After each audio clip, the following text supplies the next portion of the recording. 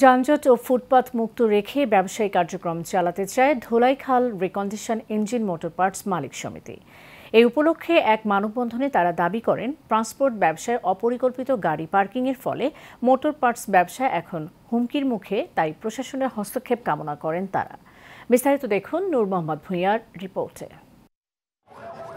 Dholaikhal motor parts ব্যবসায় গতি ফিরিয়ে আনতে মানববন্ধন করেছে Dholaikhal recondition engine motor parts মালিক সমিতি।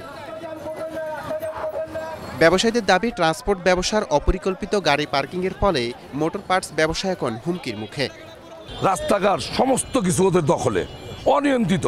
বিকাল থেকে এখানে একটা অ্যাম্বুলেন্সও যেতে পারে না, এখানে কোনো কাস্টমার আসে না। ওখান থেকে আমরা এই যানজটের কারণে কোনো কিছু করতে পারতাছি না। ফুটপাত দখলমুক্ত ও যানজট মুক্ত রাখতে প্রশাসনের হস্তক্ষেপ কামনা করেন তারা। ঢাকা শহর পুরো যানজট হয়ে যায় এই যানজটের জন্য, অন্য কোনো কারণে না। এটা যাত্রাবাড়ি, সায়দাবাদ, যত যাত্রাবাড়ির মুখ, এই মুখের জন্য এই গাড়ি চলতে পারে না। অতি সত্বর প্রশাসনের দৃষ্টি আকর্ষণ করছি এবং ট্রান্সপোর্ট ব্যবসায়ীদের অপরিকল্পিতভাবে গাড়ি পার্কিং এর জন্য প্রশাসনিক ব্যবস্থা গ্রহণ করা হোক।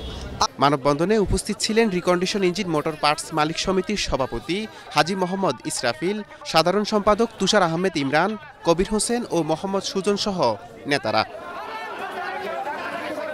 নূর মোহাম্মদ ভূঁইয়া, এশিয়ান টেলিভিশন, ঢাকা।